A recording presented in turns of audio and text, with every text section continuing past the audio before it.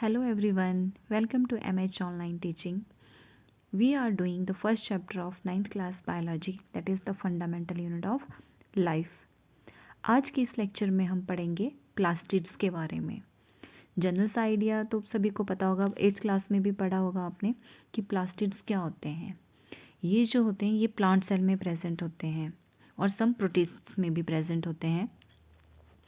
Plastid की वजह से ही प्लांट्स में जो होता है वो डिफरेंट डिफरेंट कलर्स होते हैं. जैसे कि most of the plants are green in colour, तो वो क्लोरोप्लास्ट की वजह से होता है.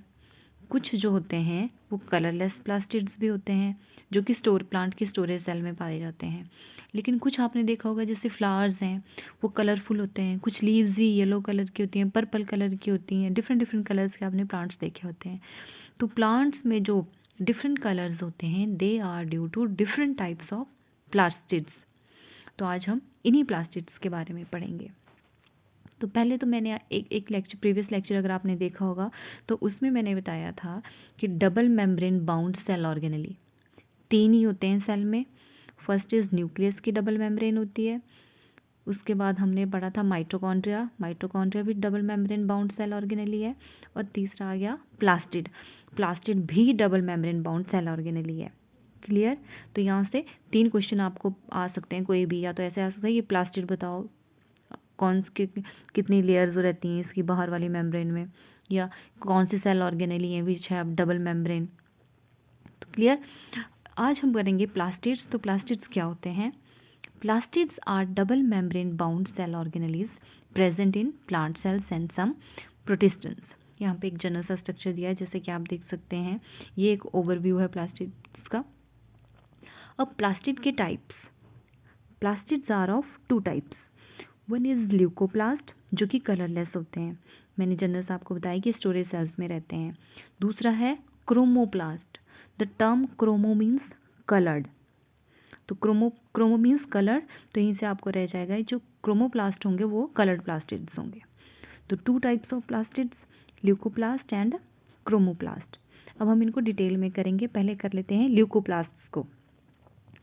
ल्यूकोप्लास्ट जो होते हैं वो कलरलेस प्लास्टिड्स होते हैं और वो रहते हैं प्लांट के जो स्टोरेज सेल्स होते हैं, जैसे कि अंडरग्राउंड स्टेम्स के अंदर वहाँ पे ल्यूकोप्लास्ट होंगे एंड रूट्स के अंदर. Underground stem and roots have leucoplast and these are colourless plastids और ये रहते हैं मोस्टली स्टोरेज सेल्स में. And depending upon the storage of product. अच्छा, स्टोरेज सेल्स में तो होते हैं लेकिन वो क्या चीज़ स्टोर कर रहे हैं उसके बेस पे leucoplast are of 3 types. Depending on the storage of products leucoplast are of 3 types.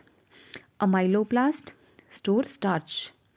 अमाइलो starch ऐसे आप याद रख सकते हैं. अमाइलो स्टार्च अगर इकट्ठा बोलेंगे टर्म को तो याद रहेगा कि अमाइलोप्लास्ट स्टार्च स्टोर करते हैं. एलिरोप्रोटीन ऐसे आप याद रख लेना. तो एलिरोप्लास्ट आया, वो प्रोटीन स्टोर करते हैं. Third one is elaioplast, they store fat. Clear. तो leucoplast are colourless plastid depending on the storage products. These are of 3 types. Amyloplast, aleuroplast, elaioplast. Amylo starch इकट्ठी बोलनी है टर्म तब याद रहेगा. Amylo starch, aleuroprotein, elaiofat. Amyloplast starch store करते हैं, aleuroplast protein store करते हैं, इलायोप्लास्ट फैट स्टोर करते हैं. याद रखना यहाँ से भी 1 मार्क्स में क्वेश्चन बनता ही है CBSE में. ओके. नेक्स्ट इज, ये तो हो गया ल्यूकोप्लास्ट के बारे में. दूसरे टाइप के जो प्लास्टिड्स हैं दे आर क्रोमोप्लास्ट. मैंने आपको बताया कि क्रोमो का मतलब ही होता है कलर्ड. तो chromoplast they are the pigment, they होना था यहाँ पे, they are pigment containing coloured plastid. ये कलर्ड प्लास्टिड्स होते हैं और कलर किसकी वजह से होता है? पिगमेंट्स की वजह से. Chromoplast has coloured pigments. Depending on the colour chromoplast are of 2 types. अब ल्यूकोप्लास्ट तो हमने पढ़ लिया, कलरलेस हैं और 3 टाइप के हैं स्टोरेज प्रोडक्ट के बेस पे. लेकिन जो कलर्ड प्लास्टिड्स हैं, क्रोमोप्लास्टिड्स हैं, वो भी कलर के बेस पे कि कौन से कलर के हैं उसके बेस पे 2 तरह के हैं. एक तो आ गए chromoplast that are non green, मतलब ग्रीन को छोड़ के किसी भी कलर में हो जाएंगे वो, रेड, पिंक, पर्पल. क्लियर. तो नॉन ग्रीन क्रोमोप्लास्ट और ग्रीन क्रोमोप्लास्ट. यहाँ पे जो ग्रीन क्रोमोप्लास्ट है उनके लिए एक पर्टिकुलर टर्म दी है, दैट इज़ क्लोरोफिल, जो कि आपने मोस्टली सुना होगा कि green colour of the leaves और plants is due to the presence of chlorophyll. तो ये है वो क्लोरोप्लास्ट, कौन सा, ग्रीन कलर का जो क्लोरोप्लास्ट होता है उसको क्लोरोफिल बोलते हैं। और बाकी जो कलर्स होते हैं प्लांट्स में, they are due to non green chromoplast से। क्लियर। अब हम करेंगे नॉन ग्रीन क्रोमोप्लास्ट। बता दिया अभी मैंने आपको, लेकिन आप यहाँ से रीड कर लीजिए। They are orange to reddish colour plastids which contain crystalline pigments होते हैं इनमें। कलर तो ऑरेंज से लेके रेडिश तक कोई सा भी हो सकता है, लेकिन इनमें जो पिगमेंट्स प्रेजेंट होते हैं नॉन ग्रीन क्रोमोप्लास्ट में, कलर के लिए जो पिगमेंट्स होते हैं वो क्रिस्टल की फॉर्म में होते हैं, जैसे कि कैरोटीन्स एंड ज़ैंथोफिल्स। इन पिगमेंट्स के याद रख लेना कि नॉन ग्रीन क्रोमोप्लास्ट में और the chromoplast which are orange, red और white, what orange, red, purple, उनमें कौन से पिगमेंट होते हैं, they have carotenes and xanthophylls. ये दो पिगमेंट होते हैं, और कैरोटीन्स और ज़ैंथोफिल को कलेक्टिवली हम कैरोटिनॉइड्स भी बोल सकते हैं। तो non green chromoplast have carotenoids, ठीक है, जिसकी वजह से वो फ्लावर्स को या फ्रूट्स को डिफरेंट डिफरेंट कलर्स देते हैं। The pigments make the flowers and fruits attractive to pollinating animals, ठीक है। सॉरी। इन पिगमेंट्स की वजह से फ्लावर्स जो होते हैं उनमें कलर आता है और फ्रूट्स में, जिसकी वजह से बर्ड्स और एनिमल्स इनकी तरफ अट्रैक्ट होते हैं and they help in pollination. Clear. Next is green coloured chloroplast, okay, या ग्रीन क्रोमोप्लास्ट जिनको हम क्लोरोप्लास्ट बोलते हैं। They are green plastids. The colour is due to chlorophyll. The green colour of chloroplast is due to the pigment chlorophyll. ये तो general सी बात है, general सा क्वेश्चन है, सबको आना चाहिए। Chloroplast occur in all eukaryotic autotrophs. Chloroplast किस में होता है, ऑटोट्रॉप्स में होता है, यूकैरियोटिक ऑटोट्रॉप्स में। और autotrophs, what are autotrophs? Autotrophs वो होते हैं जो अपना खाना खुद प्रिपेयर करते हैं। Like all green plants are autotrophs. Autotrophs are the plants which make their own food. Clear. तो जो भी जितने भी ऑटोट्रॉपिक प्लांट्स हैं उनमें क्लोरोफिल होता ही होता है या क्लोरोप्लास्ट होता है। ग्रीन लीफ सेल्स में हैव 20 to 140 क्लोरोप्लास्ट। एक ग्रीन लीव्स में 20 से लेके 140 तक इतने नंबर हो सकते हैं क्लोरोप्लास्ट में। और शेप कैसी है, डिस्क शेप्ड इन आउटलाइन, जैसे कि आप इमेज में भी देख सकते हैं। तो ये तो हमने पढ़ लिया जनरल सा टाइप्स के बारे में। Plastids are of two types, एक तो कलरलेस जिनको ल्यूकोप्लास्ट बोलते हैं, दूसरा कलर जिनको क्रोमोप्लास्ट बोलते हैं। ल्यूकोप्लास्ट स्टोरेज के बेस पे 3 टाइप के हैं, amyloplast, aleuroplast, elaioplast, okay. Chromoplast जो होते हैं वो भी कलर्ड पिगमेंट के बेस पे 2 टाइप के होते हैं। क्रोमोप्लास्ट जो नॉन ग्रीन होते हैं, दूसरे जो ग्रीन कलर के होते हैं। ग्रीन कलर के क्रोमोप्लास्ट को हम क्लोरोप्लास्ट बोलते हैं, जिनमें ग्रीन कलर किसकी वजह से होता है, क्लोरोफिल की वजह से होता है। और जो नॉन ग्रीन क्रोमोप्लास्ट होते तो वो भी कलर्ड होते हैं, ग्रीन को छोड़ के दूसरे कलर्स में होते हैं।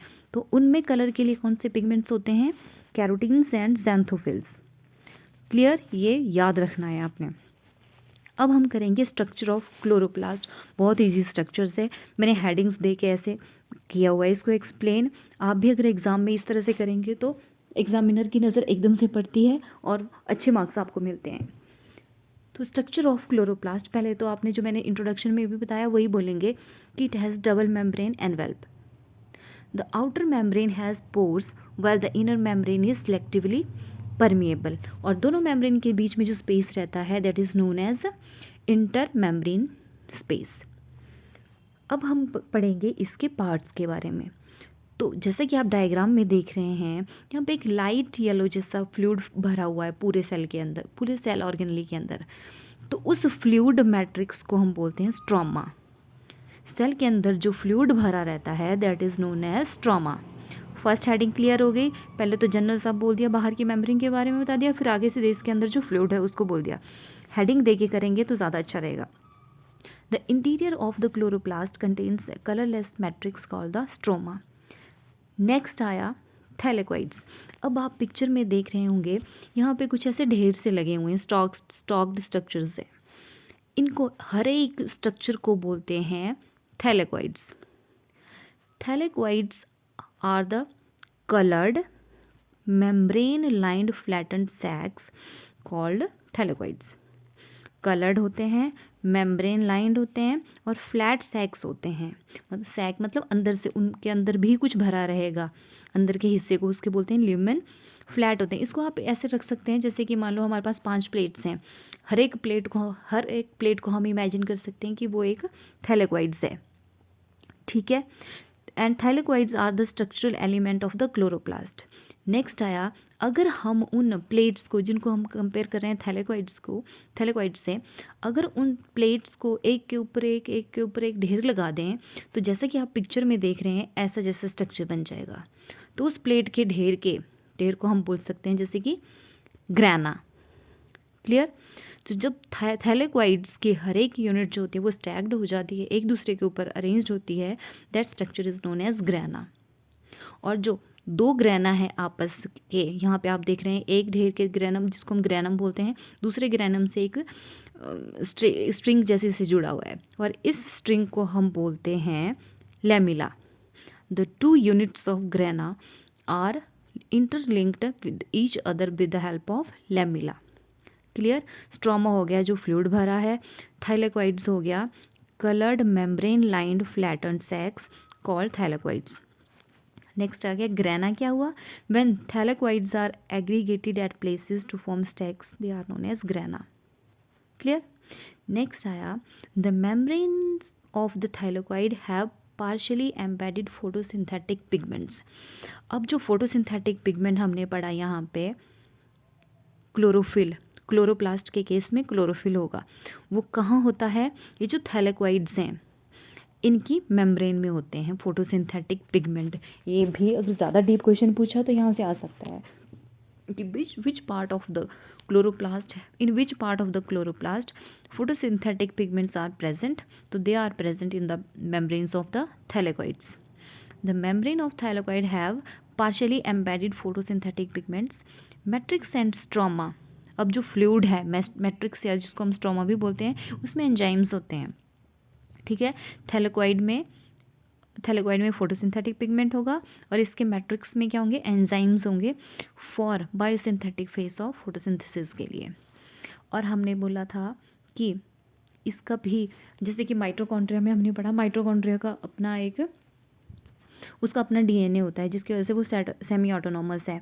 वैसे ही जो प्लास्टिड्स हैं या क्लोरोप्लास्ट है, it also has its own DNA, RNA and ribosomes which make it semi autonomous. तो 2 ही स्ट्रक्चर रहते हैं सेल के अंदर जिनका अपना एक डीएनए होता है, आरएनए होता है और राइबोसोम्स होते हैं, जिसकी हेल्प से वो अपने कुछ प्रोटीन्स या एंजाइम्स को सिंथेसाइज कर सकते हैं। इसलिए उनको सेमी ऑटोनॉमस बोला है, because they have their own DNA, RNA and ribosome. सिर्फ 2 ही सेल ऑर्गेनली हैं, वो एक है माइटोकॉन्ड्रिया और दूसरा है आपका प्लास्टिड्स। नेक्स्ट इज बहुत important question and very easy, photosynthetic pigments का क्या काम है? ये जो फोटोसिंथेटिक पिगमेंट्स हमने पढ़े, ज़ैंथोफिल एंड कैरोटीन्स, ये क्या करते हैं, और क्लोरोफिल, ये जो फोटोसिंथेटिक पिगमेंट हैं वो सोलर रेडिएशन को ट्रैप करते हैं, उनको एब्जॉर्ब करेंगे और कन्वर्ट करते हैं उनको केमिकल एनर्जी में।